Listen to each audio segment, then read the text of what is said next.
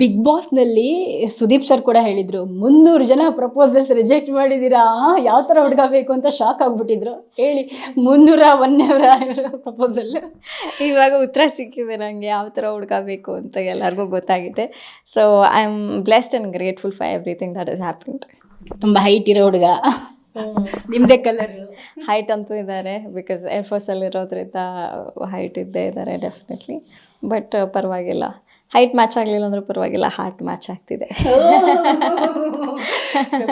Serial ಟೀಮ್ಗೆಲ್ಲ ಯಾವಾಗ ಹೇಳಿದ್ರಿ? ಹಿಂದೆನೇ ಹೇಳ್ಬಿಟ್ಟಿದ್ರಾ? ಅವರಿಗೆ ಒಂದಷ್ಟು ತಿಂಗಳ ಹಿಂದೆ ಗೊತ್ತಿತ್ತು. ಬಿಕಾಸ್ ನಮಗೇನಾದರೂ ಕೆಲಸ ಇದ್ದಾಗ ಅವ್ರು ನನ್ನ ಡ್ರಾಪ್ ಮಾಡ್ತಿದ್ರು, ಹೋಗ್ತಿದ್ರು. ಸೊ ಅವರಿಗೆ ಗೊತ್ತಿತ್ತು. ಓಕೆ ವೈಷ್ಣವಿ, ಅದೇ ಹಿಂದೆ ಏನೇನೋ ಒಂದಿಷ್ಟು ಸುದ್ದಿಗಳಾದವು, ನಿಮಗೂ ಗೊತ್ತು. ಅದರಲ್ಲಿ ನಿಮ್ದು ಅಲ್ಲದೆ ಇರೋ ತಪ್ಪಿಗೆ ನಿಮ್ಮ ಹೆಸರು ಬಂತು. ಇದೆಲ್ಲ ಒಂದು ಈಗ ನೆನೆಸ್ಕೊಳ್ಳೋದು ಬೇಡ ಇರ್ಬೋದು, ಆದರೆ ಅದೆಲ್ಲ ನಿಮಗೆ ಒಂಥರ ರೀಕಾಲ್ ಆಗ್ತಾ ಇರುತ್ತೆ. ಅದೇ ನಿಮ್ದು ಅಲ್ವೇ ಅಲ್ಲ ತಪ್ಪು ಅನ್ನೋ ರೀತಿಯಲ್ಲಿ ಏನಾಯ್ತು? ನನಗೆ ಒಂದೇ ವಿಷಯ ನಾನು ನಂಬಿರೋದು ಜೀವನದಲ್ಲಿ ಅಂದರೆ ಆಗೋದೆಲ್ಲ ಒಳ್ಳೆಯದಕ್ಕೆ.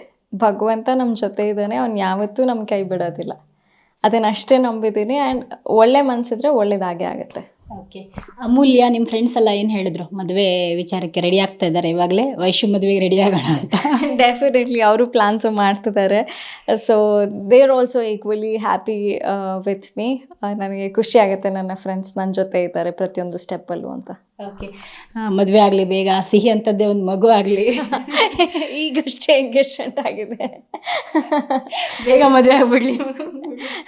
Thank you. ನಿಮ್ಮ ಬ್ಲೆಸ್ಸಿಂಗ್ಸ್, ನಮ್ಮ ಆಶೀರ್ವಾದ ಇದೇ ಥರ ಇರಲಿ ಅಂತ ಕೇಳ್ಕೊತೀನಿ.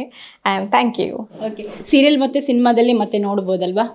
ಡೆಫಿನೆಟ್ಲಿ ನೋಡ್ತೀನ. ನನ್ನನ್ನು ನನಗೆ ಮನಸ್ಸಿಗೆ ಖುಷಿ ಆಗೋ ಥರ ಯಾವುದಾದ್ರೂ ಪಾತ್ರ ಸಿಕ್ಕಿದ್ರೆ ನಾನು ಡೆಫಿನೆಟ್ಲಿ ಮಾಡ್ತೀನಿ. Thank you so much Vaishnavi ಅವರೇ.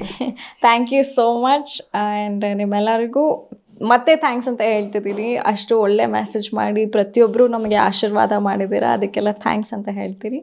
ಆ್ಯಂಡ್ ಇದೇ ಥರ ನಿಮ್ಮ ಆಶೀರ್ವಾದ ನಮ್ಮ ಮೇಲೆ ಸದಾಕಾಲ ಹೀಗೆ ಇರಲಿ. Thank you. ಸೊ ಇದು ವೈಷ್ಣವಿ ಗೌಡ ಅವರ ಮಾತು. ಕ್ಯಾಮ್ರಾ ಪರ್ಸನ್ ಯಶವಂತ್ ಜೊತೆ ಭಾರತಿ, ಪಬ್ಲಿಕ್ ಟಿವಿ.